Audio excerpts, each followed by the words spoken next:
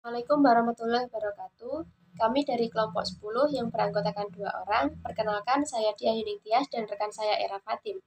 Di sini kami akan mempresentasikan mengenai materi asbab wurud al-hadis. Yang pertama yaitu mengenai pengertian asbab wurud al-hadis. Pengertian dari asbab wurud itu sendiri merupakan sebab-sebab turun atau sebab-sebab muncul. Kemudian pengertian dari al-hadis yaitu sebuah hadis atau perkataan dari Nabi. Jadi, pengertian dari asbab wurud al-hadis yaitu sebab-sebab turun atau sebab-sebab munculnya perkataan dari Nabi, baik berupa peristiwa-peristiwa atau pertanyaan-pertanyaan yang muncul pada saat hadis tersebut disabdakan oleh Nabi. Kemudian yang kedua itu ada cakupan dari asbab wurud al-hadis. Cakupan dari asbab wurud al-hadis yang pertama yaitu ada konteks penyampaian hadis. Di sini asbab wurud al-hadis ini harus bisa menjelaskan di mana hadis tersebut disampaikan, kemudian situasi apa yang terjadi saat hadis tersebut disampaikan, kemudian peristiwa apa yang terjadi saat hadis tersebut disampaikan, dan juga latar belakang yang terjadi saat hadis tersebut disampaikan. Kemudian cakupan asbab wurud al-hadis yang kedua yaitu terdapat tujuan dari hadis tersebut. Hal ini untuk menginterpretasikan pesan dan hukum yang terkandung di dalam hadis tersebut. Kemudian yang ketiga yaitu terdapat kaitan dengan Al-Quran dan juga konteks sosial. Jadi, asbab wurud al-hadis ini harus bisa menjelaskan mengenai hadis tersebut dengan kaitan sosial dan juga dengan ajaran Al-Quran. Kemudian, cakupan yang keempat dari asbab wurud al-hadis ini yaitu pentingnya dalam studi hadis. Maksudnya yaitu, jika kita memahami latar belakang dari hadis tersebut atau asbab wurud al-hadis, itu kita bisa mengetahui apakah hadis tersebut sudah relevan atau sesuai dengan zaman. Kemudian selanjutnya yaitu terdapat manfaat dari ilmu asbab wurud al-hadis ini. Yang pertama yaitu memahami konteks historis dan juga sosial hadis.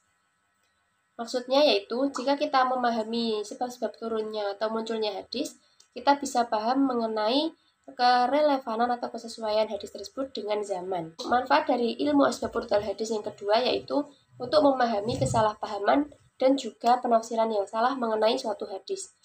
Jadi, jika kita mengetahui sebab turunnya hadis atau sebab munculnya suatu hadis tersebut, maka lebih akurat jika dikaitkan dengan zaman. Kemudian manfaat yang ketiga dari ilmu asbab wurud al-hadis ini yaitu menegakkan kesesuaian antara hadis dan juga Al-Quran. Jadi, agar bisa dikaitkan antara hadis dengan ajaran Al-Quran. Kemudian manfaat dari ilmu asbab wurud al-hadis ini yang keempat yaitu terdapat untuk meningkatkan penerapan ajaran dalam konteks modern, agar dapat membantu umat Islam dalam menghadapi tantangan kontemporer dengan lebih bijaksana. Cara mengetahui asbab wurud al-hadis. Jadi, untuk memahami asbab wurud al-hadis diperlukan langkah-langkah atau metode yang sistematis. Yang pertama yaitu dengan penelitian terhadap riwayat hadis. Langkah pertama untuk mengetahui asbab wurud al-hadis adalah dengan menganalisis riwayat hadis yang meliputi sanad atau rantai periwayatan hadis yang mencatat siapa saja perawi yang menyampaikan hadis tersebut dari Nabi Muhammad. Kemudian ada matan, yaitu isi atau teks hadis yang memberikan informasi tentang apa yang disampaikan oleh Nabi. Penelitian ini bertujuan untuk mengungkap konteks peristiwa atau alasan dibalik penyampaian hadis. Jadi melalui penelitian ini kita dapat memahami siapa yang terlibat dalam penyampaian hadis, kapan hadis itu disampaikan, serta dalam situasi apa Nabi Muhammad SAW memberikan pesan tersebut. Yang kedua yaitu kaji literatur hadis dan tafsir. Banyak karya ulama klasik yang mencatat asbab wurud dari berbagai hadis. Kitab-kitab hadis seperti Sahih Bukhari, Sahih Muslim, dan Musnad Ahmad seringkali mencantumkan konteks penyampaian hadis dalam bentuk catatan atau komentar. Dengan mengkaji literatur, kita dapat menemukan informasi tambahan yang telah dihimpun oleh para ulama mengenai konteks dan maksud hadis tersebut. Yang tiga yaitu menggunakan karya-karya ulama hadis. Beberapa ulama hadis menulis buku khusus yang membahas asbab wurud al-hadis. Buku-buku tersebut memberikan analisis terperinci mengenai sebab-sebab penyampaian hadis lengkap dengan referensi dan sejarahnya.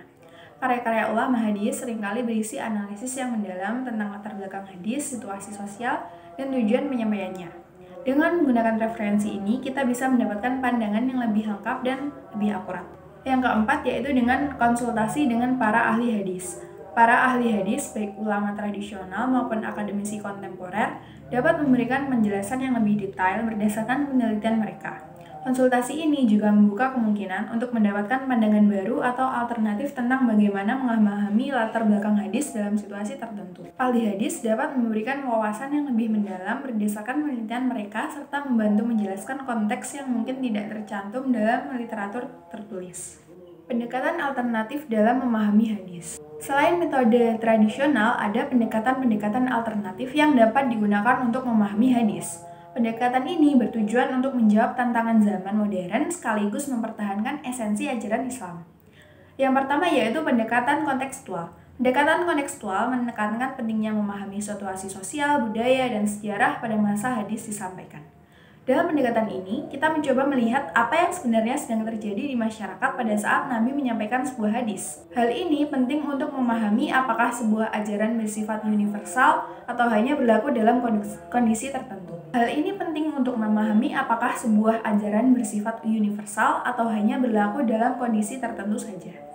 Yang kedua yaitu pendekatan historis kritis. Pendekatan historis kritis menggunakan metode kritis untuk memeriksa keaslian sanad dan memahami hadis dalam konteks sejarah Islam.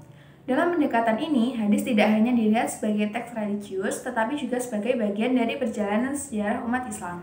Yang ketiga yaitu pendekatan filsafat. Pendekatan filsafat menganalisis hadis berdasarkan nilai-nilai universal yang terkandung di dalamnya seperti keadilan, kasih sayang, dan kebenaran. Nah, tujuan dari pendekatan ini adalah untuk menggali hikmah atau pesan moral yang relevan dengan kehidupan modern tanpa terjebak pada detail teknis atau literal. Dengan pendekatan filsafat ini, kita bisa memahami bahwa menuntut ilmu itu tidak hanya terbatas pada ilmu agama, tetapi juga ilmu pengetahuan lainnya yang bermanfaat bagi umat manusia. Yang keempat yaitu pendekatan interdisipliner. Pendekatan interdisipliner menggabungkan berbagai disiplin ilmu seperti sosiologi, psikologi, dan antropologi untuk memahami hadis dalam konteks yang lebih luas lagi.